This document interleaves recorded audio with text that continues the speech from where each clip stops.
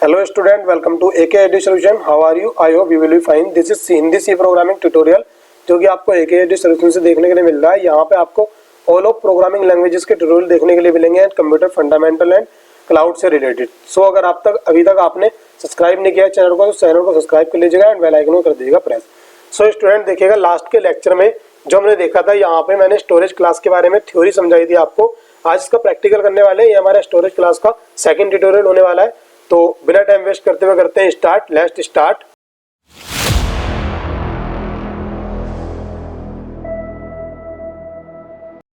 So student देखिएगा theory का part ये था। अब जैसे जैसे नीट पड़ेगी थ्योरी की मैं आपको बताता रहूंगा।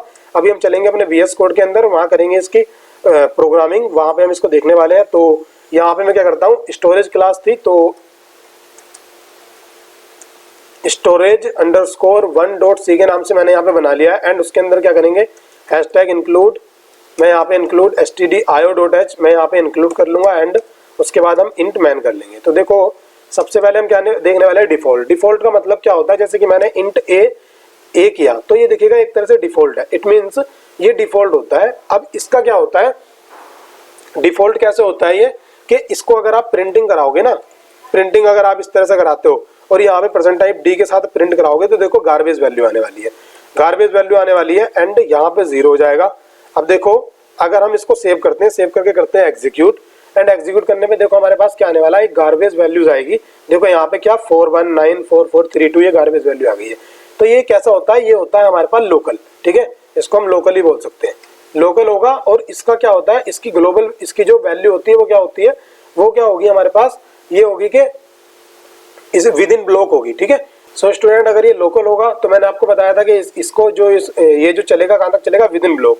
विद इन ब्लॉक कैसे होता है, देखो अगर इसी चीज को मैं यहाँ पे लिख दूं, अगर मैं इस तरह से यहाँ पे लिख दूं इफ कंडीशन के अंदर, इफ मैंने यहाँ पे लिख दिया 0 एंड अगर यहाँ ब्रैकेट लगा देता हूँ, करली ब्रैकेट एंड उसके बाद अगर मैं यहाँ पे ये लगाया, अब अगर मैं प्रिंट बाहर करता हूँ ना तो देखो, और ठीक है मैंने प्रिंट बाहर किया एंड इसको मैं कर देता हूँ फॉर्मेट डॉक्यूमेंट। अब देखो यहाँ पे ए के अंदर एरर आ गई। तो मैंने कहा ये इफ के अंदर डिक्लेयर किया था ना, जो इफ का ब्लॉक है, तो देखो यहाँ पे हमारे पास एरर आ गई है। इसने क्या किया, identifier is undefined. Undefined means इसका जो स्कोप है वो यहाँ से यहाँ तक ही है, इस करली ब्रैकेट से इसके बीच में। अब देखिएगा अगर मैं इसको ऊपर ले जाता हूँ ये वाली प्रिंटिंग को, तो देखो यहाँ से एरर हमारी खत्म हो जाएगी। तो देखो एरर हमारी खत्म हो गई। इस तरह चलता है। मैंने एग्जीक्यूट करके आपको बताया, देखो क्या आएगा हमारे पास गार्बेज वैल्यू आने वाली है। अब गार्बेज वैल्यू हमारे पास यहाँ पे आ जाएगी इसकी, ये प्रिंटिंग जो मैंने करनी है। ठीक है। अब सेकंड वाला हमारे पास क्या है, सेकंड वाले में आपको बता दूं, सेकंड वाले में क्या था हमारे पास, ये ऑटोमेटिक देखिए रजिस्टर। अब रजिस्टर देखना है। अब रजिस्टर होता क्या है, देखो इसको मैं करता हूँ यहाँ से, ठीक है, यहाँ से मैं कैंसिल करता हूँ एंड यहाँ पे अगर हम रजिस्टर यूज करते हैं तो मैंने यहाँ रजिस्टर यूज किया एंड उसके बाद मैं यहाँ पे इंट डेटा, अगर मैं यहाँ पे डेटा यूज करता हूँ, मैंने डेटा यूज किया एंड इस तरह से ये लिखा। अब यहाँ पे प्रिंट एफ करता हूँ, प्रिंट एफ के अंदर यहाँ पे मैं क्या करूंगा, रजिस्टर यहाँ पे जो डेटा था प्रेजेंट टाइप डी के साथ मैं यहाँ पे डेटा यूज कर लूंगा। तो मैंने यहाँ पे डेटा यूज कर लिया है एंड डेटा मैंने ये लिया। तो देखो स्टूडेंट अब क्या होने वाला है कि अब मैं इसको अगर प्रिंट कराऊंगा ना तो देखो सेम वही काम होगा जो डिफॉल्ट के साथ हुआ था। ठीक है, यहाँ पे जो हमारा डिफॉल्ट ऑटोमेटिक था उसके साथ गार्बेज वैल्यू आ गई है। ठीक है। अब ये रजिस्टर करता क्या है, रजिस्टर ओनली ऑपरेटिंग सिस्टम को एक रिक्वेस्ट करता है कि मेरे को एक रजिस्टर में मेमोरी एलोकेट कर दो। अगर आपके सिस्टम में अगर रजिस्टर अवेलेबल है, अगर आपके सिस्टम में रजिस्टर अवेलेबल है तो आपको मेमोरी मिल जाएगी, अदरवाइज मेमोरी नहीं मिलेगी। तो रजिस्टर क्या है, एक तरह की रिक्वेस्ट है। ये प्रॉपरली डिक्लेयर नहीं करता, ये ओनली एक रिक्वेस्ट करता है। ठीक है। तो आपको ये पता होना चाहिए, ये इंटरव्यू में क्वेश्चन पूछा जा सकता है कि रजिस्टर से क्या मेमोरी मिल जाती है, तो मेमोरी नहीं मिलती। रजिस्टर ओनली रिक्वेस्ट करता है। अगर रिक्वेस्ट मान लो आपके पास रजिस्टर अवेलेबल होंगे, रिसोर्स अवेलेबल होंगे रजिस्टर के, तो आपको मेमोरी मिलेगी रजिस्टर में, अदरवाइज नहीं मिलेगी। इसको चेक कैसे करते हैं कि मेमोरी मिली या नहीं मिली, उसको चेक करने का एक फंडा है। फंडा क्या है कि अब हम क्या करते हैं, यहाँ पे हम यूज करते हैं एम्परसेंड ऑपरेटर का, एड्रेस का हम यूज करेंगे। देखो एड्रेस में यूज करता हूँ, अगर इसका एड्रेस प्रिंट हो जाता है तो रजिस्टर में मेमोरी नहीं मिली है। ठीक है। अदरवाइज अगर प्रिंट नहीं होता तो रजिस्टर में मेमोरी मिल गई है उसको, तो उसी को हम करते हैं सेव, सेव करके हम करते हैं एग्जीक्यूट। तो देखो इसके अंदर क्या है, इसने कहा ओके प्रेजेंट टाइप एग, इसने कहा देखो अब यहाँ पे इसने कहा address is register variable data requested. तो इसने कहा कि एक रिक्वेस्ट है। अब ये रिक्वेस्ट क्या हो गई है, ये सक्सेसफुली हो गई है, ये सक्सेसफुली होगी तब ये यहाँ पे आ गया। अब स्टूडेंट मान लीजिएगा कि इसको स्पेस नहीं मिलता रजिस्टर के अंदर, तो अब क्या करता, वो एड्रेस प्रिंट करता। ठीक है। तो इस केस में वो एड्रेस प्रिंट नहीं करेगा। अब ये आप कहाँ चेक कर सकते हैं, जो आपके पास ओल्ड एज वर्जन के जो हमारे पास सिस्टम होते हैं इसके अंदर रजिस्टर जो होते हैं बहुत कम, जो उसकी स्पेस होगी ना वो कम होती है, तो वहाँ आप चेक कर सकते हैं, वहाँ नहीं मिलता, ठीक है। तो वहाँ पे उसको एड्रेस ही नहीं मिल पाता और नॉर्मल मेमोरी में चला जाता है। तो स्टूडेंट हमने रजिस्टर के बारे में देखा, अब हम देखेंगे स्टैटिक के बारे में। स्टैटिक जो क्या होता है, तो देखो हम क्या करते हैं, इसको करते हैं कमेंट एंड स्टैटिक हमको देखना है। स्टैटिक मैंने जो आपको बताया था टेबल के अंदर कि इसका स्कोप होता है, जब स्कोप के बाहर ये वर्क नहीं करता है, बट इसकी लाइफ जो होती है वो पूरे प्रोग्राम के अकॉर्डिंग होती है, ठीक है।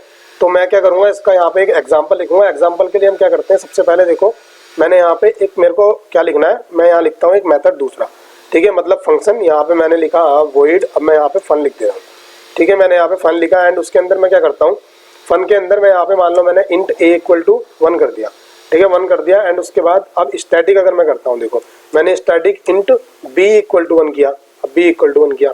अब मैं अगर प्रिंट कराता हूँ, किसको, प्रिंट दोनों को करा लूंगा, ठीक है। प्रिंट अब a इक्वल टू a को प्रिंट कराऊंगा, a में a को प्रिंट कराएंगे percent type d and slash n लगाते हैं, एंड b में अब b को प्रिंट कराऊंगा, ठीक है, परसेंट टाइप d में कराऊंगा। एंड यहाँ पे मैं कराऊंगा a एंड b को, दोनों को मैंने कराया। अब a के अंदर ही मैं इंक्रीमेंट करूंगा एंड यहाँ पे b के अंदर ही मैं इंक्रीमेंट कर दूंगा। अब देखो दोनों मैंने किए एंड मैं क्या करता हूँ, यहाँ पे फन को कॉल करता हूँ। देखो मैंने फन को कॉल की एंड फिर मैं दोबारा फन को कॉल करता हूँ, तो इसको मैं कॉपी करूंगा एंड मैंने 3 टाइम यहाँ पे कॉल कर दिया। तो देखो आप देखने वाले, अब हम क्या करेंगे, यहाँ से फन को 3 टाइम कॉल हो गई है एंड यहाँ पे ये आ गया है। अब देखते हैं हमारे पास इसका आंसर क्या आएगा। तो इसको करता हूँ मैं एग्जीक्यूट करके हम देखते हैं। देखो एक काम करते हैं, हम यहाँ पे स्लेशन का यूज करते हैं यहाँ पे भी, एंड उसके बाद दोबारा हम इसको देखेंगे, ठीक है। सेव करके मैं दोबारा करता हूँ एग्जीक्यूट एंड अब देखो इसके अंदर क्या आया, एक ए जितने टाइम पे भी था उतने टाइम पे ए की वैल्यू 1 ही 1 आएगी। ए की वैल्यू 1 क्यों आएगी, क्योंकि ये क्या था, लोकल। मैंने आपको बताया था ऐसे लोकल बनता है। बट जो मैंने स्टैटिक के साथ किया, जब हम स्टैटिक डिक्लेयर करते हैं तो स्टैटिक कीवर्ड की हेल्प से करते हैं। तो देखो स्टैटिक के अंदर वैल्यू क्या आई, स्टैटिक के अंदर पहले बी की वैल्यू ए आई है एंड फिर बी की 2 आई एंड फिर बी की 3 आई। अब देखो यहाँ से ये क्या हो रहा था, जब फन 1 पे गया यहाँ तक गया और यहाँ से यहाँ तक चला, इस ब्लॉक से इस ब्लॉक तक चला एंड इरेज हो गया, फिर दूसरे पे आ गया। तो इसका मतलब स्टैटिक भी इरेज होना चाहिए था। बट स्टैटिक क्या होता है कि स्टैटिक का स्कोप तो यहीं तक रहता है। स्कोप का मतलब कि अगर हम किसी स्कोप में ले लेंगे ना तो वहीं तक चलेगा। अब वो मैं यहाँ यूज नहीं कर सकता। यहाँ इवन अगर आप यहाँ ऐसे कर देना कि इफ, अगर आप इफ के अंदर यहाँ पे ट्रू दे देते हैं, ठीक है, तो या मान लीजिएगा 0 भी ट्रू देते हैं, इसके अंदर 1 दिया। अब मान लीजिएगा अगर आप यहाँ इस तरह से यूज करते हैं ना, तो अगर आप यहाँ पे भी अगर बी को यूज करते हैं तो बी के अंदर यहाँ पे देखो कोई वर्क नहीं कर सकते, बी के अंदर एरर आ गया। ये होता है इसका स्कोप, कि स्कोप इसका कहाँ तक होता है, विद इन ब्लॉक होता है, ठीक है। इस ब्लॉक के अंदर डिक्लेयर हुआ था यहीं तक होगा। बट इसकी जो लाइफ टाइम होती है वो मेमोरी एक ही बार बनती है, उसी के अंदर इंक्रीमेंट डिक्रीमेंट जो भी होता है वही होता है। तो देखो यहाँ पे एक ही बार बनी थी बी की मेमोरी, पहले 1 था, अब दोबारा उसके अंदर दोबारा 1 नहीं आएगी मेमोरी, अब दोबारा उसके अंदर आएगी क्या, ये वाली लाइन दोबारा एग्जीक्यूट नहीं होगी क्योंकि ये एक ही बार होगी, ये उसके बाद इंक्रीमेंट ही होगा इसके अंदर। तो इस तरह से होता है स्टैटिक। अब अगर हम ग्लोबल देखना चाहते हैं तो ग्लोबल के लिए हम क्या करेंगे स्टूडेंट, देखो मैं क्या करता हूँ, इसको करता हूँ यहाँ से कमेंट एंड इसके अंदर हम करते हैं इसको भी कमेंट, ठीक है। तो एक फन रहने दिया है मैंने यहाँ पे। अब देखो ग्लोबल क्या होता है, अब मैं यहाँ पे डिक्लेयर कर सकता हूँ, मैंने इंट डेटा इक्वल टू मान लो मैंने यहाँ पे 90 किया। अब मैं इसको यहाँ पे अगर मैं प्रिंट कराना चाहूँ, मैंने यहाँ पे प्रिंट एफ किया एंड प्रिंट एफ के अंदर यहाँ पे डेटा और यहाँ पे percent type D and slash n use किया एंड इसके साथ मैंने क्या कर दिया, यहाँ पे डेटा को मैंने प्रिंट करा दिया, ठीक है। डेटा को प्रिंट कराया एंड यहाँ पे सेपरेटर यूज करना मेरे को, ये किया। एंड उसके बाद देखो मैंने क्या किया, यहाँ पे डेटा के अंदर इंक्रीमेंट कर दिया, ठीक है। अब अगर मैं मेन फंक्शन के अंदर यहाँ पे कराता हूँ, यहाँ पे अगर मैं फिर प्रिंटिंग कराता हूँ, यहाँ पे डेटा और उसके बाद प्रेजेंट टाइप डी, ओके हाँ, present type D and slash n use किया और यहाँ पे अगर मैं डेटा को कराता हूँ तो देखो अभी क्या आने वाला है। अब मैं इसको करूंगा सेव करके इसको हम एग्जीक्यूट करेंगे तो देखो 19 एंड 91 आ गया। अब देखो यहाँ पे 90 आ गया, ये ग्लोबल होता है, ये किसके, मैं अगर यहाँ पे 10 मेथड ही बनाऊंगा ना उन सबके लिए चलेगा। तो ये ग्लोबल क्या होता है, सबके लिए चलता है, ठीक है। एंड मेमोरी एक ही बार डिक्लेयर होगी, उसके बाद क्या होगा, इसके अंदर रीड राइट ऑपरेशन होंगे। बस यहाँ पे मैंने डेटा लिया था एंड यहाँ पे इंक्रीमेंट किया, तो देखो इंक्रीमेंट आपको यहाँ देखने के लिए भी मिल रहा है। तो ये ऐसे ग्लोबल होता है, ये क्लासेस होती है, ये मैंने आपको बताया।